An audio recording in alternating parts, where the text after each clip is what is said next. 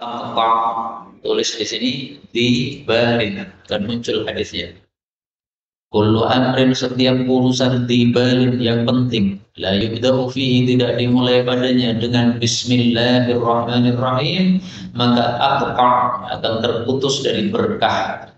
Hadis riwayat Abdul Qadir Ar-Ruhawi dalam kitab Arba'in dari Abu Hurairah, hadisnya disahihkan oleh Imam Nawawi.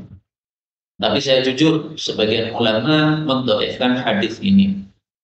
Tapi anggaplah hadis ini dhaif, tetap saja penulisan kita dilakukan oleh para ulama selalunya dimulai dengan Bismillahirrahmanirrahim. Panjenengan barusan pelajari kitab Sahih Bukhari. Sahih Bukhari dimulai dengan Bismillahirrahmanirrahim. Maka anggaplah hadis itu dhaif, anggaplah. Tetap saja pengamalannya sudah benar sesuai dengan apa yang dilakukan oleh para ulama kita. Nah, kenapa para ulama melakukan itu? Karena meniru apa yang dilakukan oleh Allah dalam Al-Quran. Kitab suci Quran dimulai dengan surat Al-Fatihah. Al-Fatihah dimulai dengan Bismillahirrahmanirrahim. Dan memang Bismillah itu menyebabkan barokah, sebagaimana disebutkan oleh Allah di dalam surat Ar-Rahman ayat terakhir. Tabarakasmu rabbika, maha berkah nama pemeliharamu yang memiliki keagungan dan kemuliaan. Maka ini menunjukkan berkahnya sesuatu kalau dimulai dengan Bismillahirrahmanirrahim. Maka saya kurang begitu setuju kalau ada satu tulisan ujuk-ujuk langsung masuk pembahasan. Bismillah dulu, Bismillahirrahmanirrahim, baru kemudian pembahasan. Nah, di sini beliau Imam Ghazali. Oh bukan, ini bukan tulisan Imam Ghazali. Ini adalah tulisan dari peringkasnya. Dia memulai dengan kalam Allah Ta'ala pada surat Al-Jum'ah ayat 9. Yang isinya ya ayyuhalladzina amanu, wahai orang-orang yang beriman. Kata Ibnu Mas'ud, kalau kita mendengar ya ayyuhalladzina amanu, kita disuruh untuk pasang telinga. Kenapa? Karena setelah ya ayyuhalladzina amanu selalu ada dua kemungkinan. Pertama, ada kebaikan besar yang akan diperintahkan oleh Allah. Yang kedua, ada keburukan besar yang akan dilarang oleh Allah. Jadi kita harus siap-siap ini ya ayyuhalladzina amanu. Nah, ternyata betul ada kebaikan besar diperintahkan oleh Allah, yaitu ibadah Jumat. Ibadah Jumat minimal berapa orang yang melakukannya? Mazhab Syafi'i mengatakan minimal 40 orang. Kurang dari 40 orang tidak sah Jumatannya karena tidak memenuhi syarat. Sehingga sholatnya apa? Sholat zuhur 4 rakaat. Tapi sebagian ulama berpendapat sholat Jumat cukup dengan 3 orang. Dalilnya apa? Satu, bahwasanya hadis yang menyuruhkan 40 orang dhaif, tidak sahih. Yang kedua, ayat ini secara tidak langsung menunjukkan 3 orang sudah sah. Dari mana? Nah, ini cerdasnya para ulama. Para ulama itu baca ayat tidak sekedar paham zahirnya, tapi paham kesimpulannya. Idza nudiya, apabila diserukan untuk sholat, berarti ada siapa? Muadzin. Mi yaumil Jum'ah, pada hari Jumat, fas'au, maka bergegaslah. Berarti ada siapa? Makmum yang datang. Ila dzikrillah, menuju kepada zikrullah, yaitu khutbah Jumat, salat Jumat. Berarti ada khatibnya. Berarti cukup 3 orang. Ada nudhiya, ada muadzin. Ada fas'au, ada yang datang. Ada zikrillah, ada yang khutbah. 3 orang cukup. Maka Jumatan 3 orang sah. Masjid ini, Masjid Mujahidin, pernah mengalami disuruh tutup oleh orang yang tidak paham agama. Nah, seandainya betul waktu itu Masjid Mujahidin tutup, tetapi ada 3 orang saja yang datang ke sini Jumatan, sah. Muadzin, makmum, khatib. Sah, nggak ada masalah 3 orang, nggak apa-apa. Adapun pemerintah yang tidak paham agama menyuruh masjid ditutup, itu tanggungannya dia sama Allah Subhanahu wa Ta'ala. Tapi ibadah Jumat harus dilakukan meskipun hanya 3 orang saja. Kemudian sebagian orang membaca al-Jumu'ah. Ini dibaca dengan sukun al-Jum'ah. Ini salah. Tidak ada bacaan al-Jum'ah, nggak ada. Yang ada al-Jumu'mu. Nah, maka jangan baca Quran dikorupsi. Jumu'ah. Kalau kita baca Jum'ah ini berarti korupsi bacaan Quran, nggak boleh. Jadi 10 qiraat itu semuanya membaca apa? Al-Jumu'ah. Nggak ada al-Jum'ah, nggak ada. Kemudian Allah mengatakan wadarul bai', tinggalkan jual beli. Maka jual beli hukumnya adalah haram ketika sudah nudia, sudah adzan Jumat. Kalau ada orang nekat melakukan transaksi jual beli padahal sudah adzan Jumat, maka dua konsekuensi. Konsekuensi pertama, dia mendapatkan dosa karena melanggar aturan agama. Konsekuensi kedua, jual belinya tidak sah.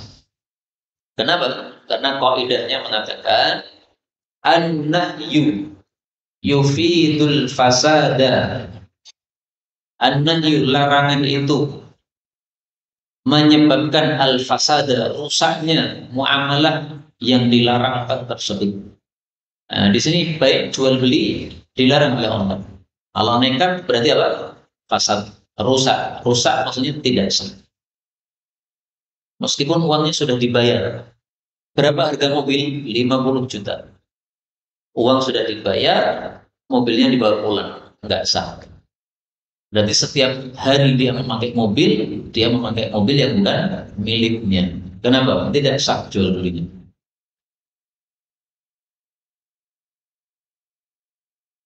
Tapi yang dimaksud adzan di sini adalah adzan yang ketika imam naik mimbar.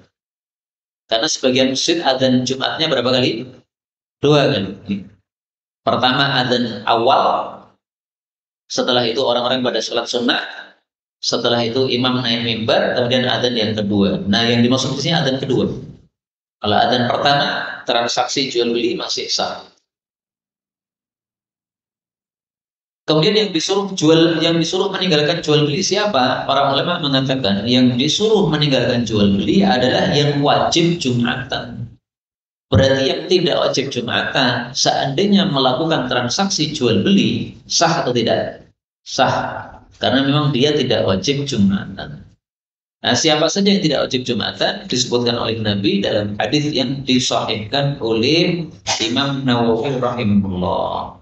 Al-Jum'atu haqqun wajibun. Jumatan itu adalah suatu hak yang wajib atas setiap orang muslim berjamaah kecuali 4 orang. Budak, sekarang nggak ada budak. Perempuan, anak kecil, orang sakit. Hadis riwayat Abu Dawud sahih. Maka wanita tidak wajib Jumatan. Meskipun rumahnya mepet masjid, nggak Jumatan nggak apa-apa. Nah, gimana Jumatan? Anaknya kecil-kecil, anaknya 10 Pak. Setiap tahun lahiran bayi. Apa yang ditinggal Jumatan? Susah mal. Maka tidak wajib Jumatan. Anak kecil memang tidak wajib. Orang sakit, ya, karena sakitnya tidak wajib. Tapi sakit di sini adalah sakit yang keberatan kalau datang Jumatan. Kalau hanya pangan, tetap wajib apa? Jumatan.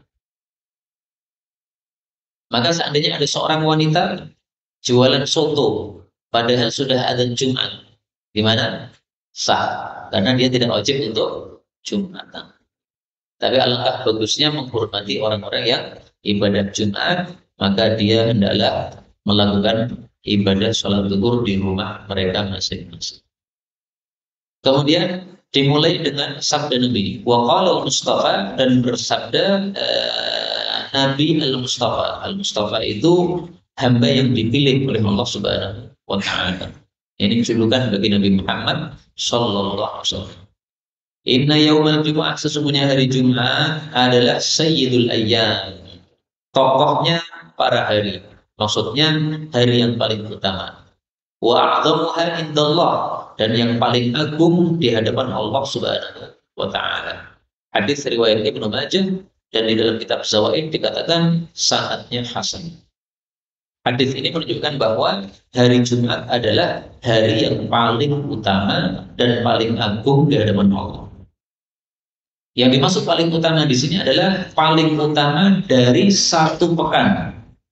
Ada 7 hari kan? Nah, paling utamanya hari Jumat. Ada kalau dalam 1 tahun, maka para ulama berselisih pendapat apa hari yang paling utama. Ada yang mengatakan hari paling utama adalah hari Arafah, dan ini pendapat mayoritas para ulama. Ada yang mengatakan hari paling utama adalah hari penyembelihan korban Idul Adha, tanggal berapa? 10 Dzulhijjah. Berarti ada yang mengatakan 9 Dzulhijjah, ada yang mengatakan 10 Dzulhijjah. Saya mengikuti pendapat yang mayoritas saja, yaitu 9 Dzulhijjah, dengan bukti kita puasa padanya, kita diampuni oleh Allah dosa selama 2 tahun lamanya. Nah, karena hari Jumat adalah hari yang paling utama, maka sangat pantas kalau kita mempelajari fikih hari Jumat, atau adab-adab pada hari Jumat, atau adab-adab ibadah Jumat. Maka muncullah buku ini yang berisi 40 hadis tentang Jumatan. Ini tadi saya fotokopi ala kadarnya. Tapi setelah selesai saya fotokopi, saya berpendapat ini hurufnya terlalu kecil. Paling bagus kalau lebih digedekan lagi, karena bapak-bapak di sini mungkin ada yang bacanya harus pakai kacamata plus sehingga terlalu kecil malah kesusahan. Apalagi di sini ada 1 halaman yang masih sisa. Nah, ini kalau kita besarkan hurufnya itu bisa sampai full nanti. Ini segini tadi habis 3.000. Nah, kira-kira ini panjenengan pengennya nyimak roh atau pengen punya bukunya? Punya bukunya. Berarti dikuatkan insya Allah ya. Nah, nanti sama Ustaz Romlan atau Ustaz Mustaqim. Baik. Jadi saya mengkaji kitab beliau ini, tujuan saya menghidupkan kembali warisan dari leluhur kita, terutama kita pilihkan ulama-ulama Jawa, terutama kita pilihkan ulama-ulama Solo kalau ada. Saya punya beberapa karya Imam Ghazali, Imam Ghazali saya pinjam dari cucu beliau. Cucu beliau ini masih kerabatnya Pak Ari. Nah, saya pinjam dari beliau untuk meneliti karya-karya beliau. Kemudian setelah lama saya membawa kitab itu, Allah kemudian memberikan ilham untuk meringkas kitab-kitab karya beliau tadi. Maka ini adalah salah satu yang sudah dirintas.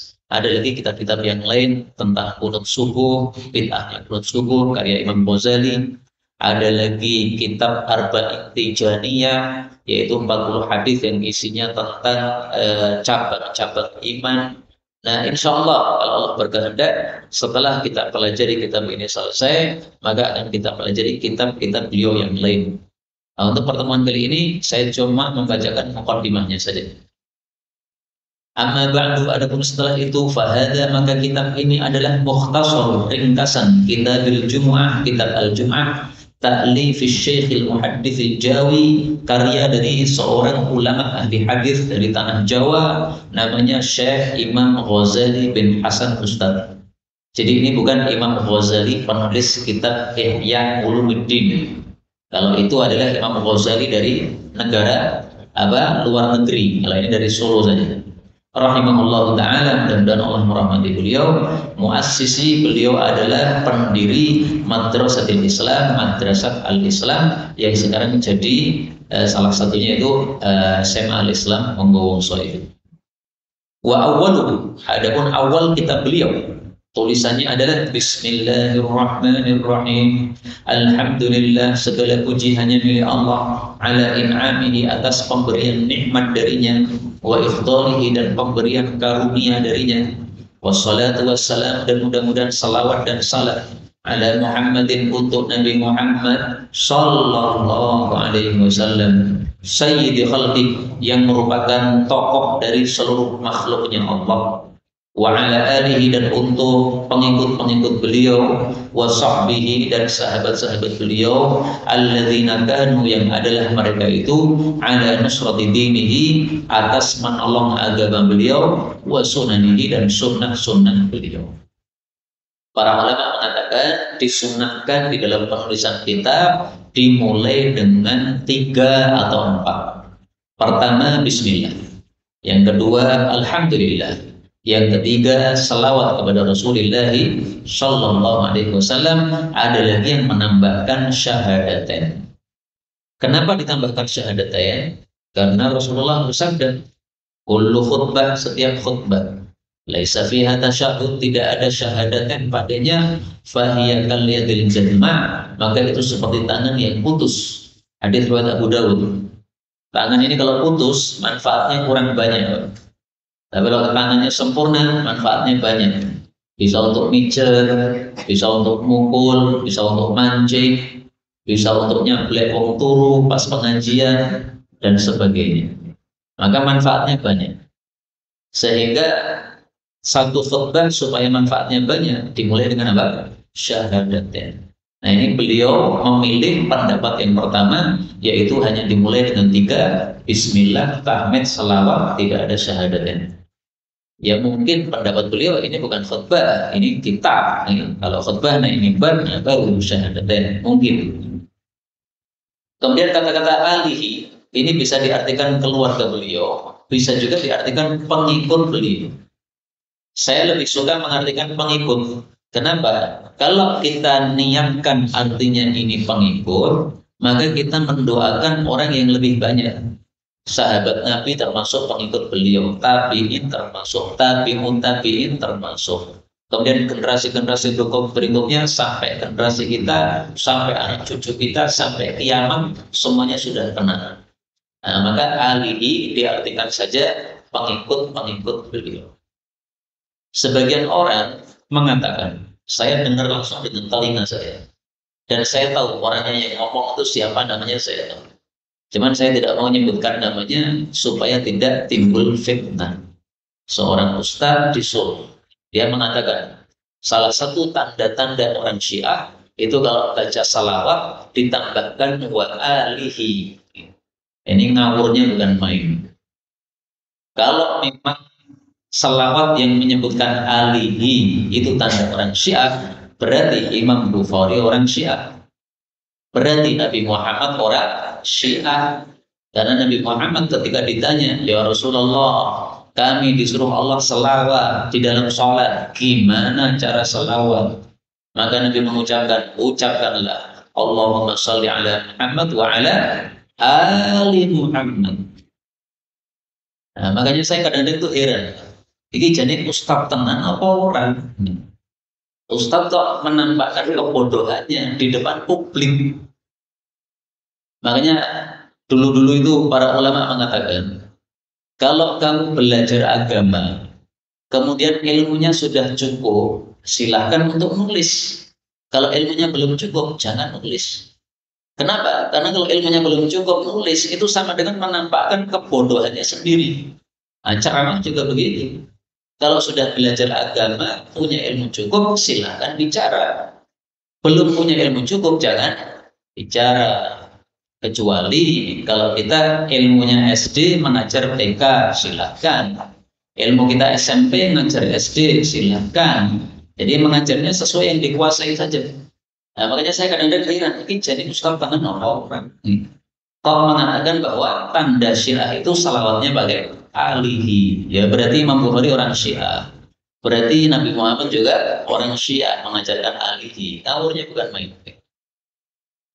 Apa dalilnya bahwasanya alihi ini bisa diartikan pengikut? Dalilnya dalam Al-Quran. Allah Subhanahu wa Ta'ala mengatakan, adkhilu ala fir'auna asyaddal adab. Surat Ghafir ayat 46. Masukkanlah pengikut-pengikut Fir'aun pada siksa yang paling dahsyat.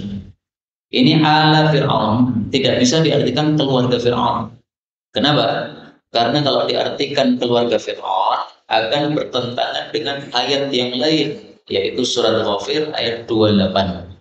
Wa qala rajulun mu'minun min ali Fir'aun. Berkatalah seorang laki-laki mukmin dari keluarga Fir'aun. Jadi ternyata keluarga Fir'aun ada yang beriman. Maka untuk ayat tadi, Ali itu pengikut. Kalau di sini, Ali adalah apa? Keluarga. Memang dia termasuk dari keluarga Fir'aun, tapi dia Muslim. Nah, sampai di sini jelas ya. Berarti alihi kita artikan saja pengikut Nabi Muhammad sallallahu alaihi wasallam. Berarti setelah disebutkan alihi, kemudian disebutkan wasahbihi dan sahabat-sahabat beliau, ini menunjukkan fadilah para sahabat. Karena para sahabat itu sudah termasuk pengikut Nabi. Sehingga seandainya tidak disebutkan wasahbihi, seandainya dihapus, sudah cukup. Tapi kenapa disebutkan wasahbihi? Untuk menunjukkan fadilah para sahabat. Para sahabat itu fadilahnya apa? Fadilahnya adalah sebagaimana sabda Nabi Shallallahu Alaihi Wasallam, khairun nasi qarni thumma alladhina yalunahum. Khairun nas, manusia terbaik adalah qarni, generasi saya. Siapa ini, Pak? Para sahabat. Thumma tsani, kemudian generasi kedua disebut apa? Tabi'in. Thumma tsalits, kemudian generasi ketiga disebut apa? Tabi'ut tabi'in.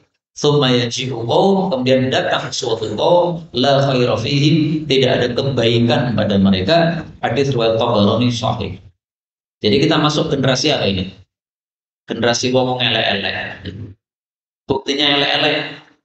Umat Islam sering bertengkar. Nah, itu wong elek-elek. Jadi kita ini termasuk generasi apa? Wong elek-elek. Kalau tidak terima diarani generasi wong elek-elek, jangan padu sesama muslim. Muslim bertengkar sama muslim itu berarti generasi wong elek-elek. Sebagaimana sabda Nabi Shallallahu Alaihi Wasallam, Inna syaitan qad ayisa, setan sudah putus asa untuk disembah oleh orang-orang sholat, tetapi tidak putus asa untuk mengadu domba di antara orang-orang sholat. Hadis riwayat Muslim. Maka kalau ada orang sholat dengan orang sholat, maksudnya orang muslim dengan orang muslim bertengkar, itu berarti apa? Diadu oleh setan. Maka jangan kita ikuti aduan setan tadi. Maka kalau ada orang muslim menengkari kita, gak usah dilayani. Ada orang muslim menuduh kita, gak usah dilayani. Kalau bisa dinasihati. Anda itu muslim, saya muslim, kita ini muslim. Allah mengatakan innamal mu'minuna ikhwatun. Orang-orang mukmin, orang-orang muslim itu bersaudara. Jangan mengingkari seperti itu, jangan menuduh-nuduh seperti itu. Mau dinasihati alhamdulillah, tidak mau urusan mereka dengan Allah Subhanahu wa taala. Jadi tolong, kalau ada yang menengkari kita, ada yang memusuhi kita, ada yang menuduh-nuduh kita, tidak usah dilayani. Karena kalau dilayani berarti kita sudah masuk dalam tahrish, dalam adu domba setan. Setannya senang loh. Tapi kalau kita tidak melayani, setannya lemes. Setannya muring-muring. Kowe kita adu orang berhenti. Maka yang masuk perangkap setan hanya satu kelompok, satu pihak, satu sisinya tidak masuk dalam perangkap setan. Itu kalau kita tidak melayani mereka. Baik, saya lanjutkan sedikit ya. Wa akhiruhu, dan akhir dari buku ini, walhamdulillahi rabbil alamin wa sallallahu wa sallam ala Muhammadin wa alihi wa sahbihi wa tabi'ina lahum bi ihsanin ila yaumiddin. Allahumma rzuqna, ya Allah rizkikanlah kami, ma'asyiral muslimin wal muslimat, seluruh kaum muslimin dan muslimat. Rizkikan apa? Al-iman wal ilma, ilmu maksudnya ilmu agama, wal amal, dan untuk mengamalkan ala tibai nabiyina Muhammadin sallallahu alaihi wasallam. Jadi selesai beliau menulis kitab ini, beliau mendoakan supaya kita dikasih iman, ilmu, dan amal, amalnya sesuai sunnah Nabi. Maka beliau ini termasuk ahli hadis, ulama pakar hadis yang menghidupkan sunnah-sunnah Nabi yang sudah mati sehingga dikumpulkan dalam buku-buku seperti ini. Amin ya rabbal alamin. Tamat, telah selesai penulisan kitab ini pada tanggal 1 Dzulhijjah 1369 Hijriah atau tanggal 13 September 1950 Miladiyah, dengan tanda tangan dari penulisnya yaitu Imam Ghazali bin Hasan Ustad rahimahullah taala wa nafa'a bihi wa bi'amalihi fid dharain amin. Wa fil kitab, dan dalam kitab ini arba'una hadisan, ada 40 hadis ma'a syarhil muallif, bersama penjelasan dari penulisnya bil lughatil jawiyah, dengan bahasa Jawa. Fa naqaltu huna, maka saya nukil di sini al ahadits faqat, hadis-hadisnya saja. roja al-manfaat, mengharap manfaat, wa ihya'an lit-turaf, dan menghidupkan warisan ulama kita. Wallahul muwaffiq, Allah lah yang memberikan taufik kepada kita. Inilah mukadimah untuk buku ini. Adapun hadis yang pertama dan seterusnya, insya Allah akan kita pelajari pada waktu yang akan datang apabila Allah berkehendak hal itu. Wallahu a'lam bishawab. Walhamdulillahirabbil alamin.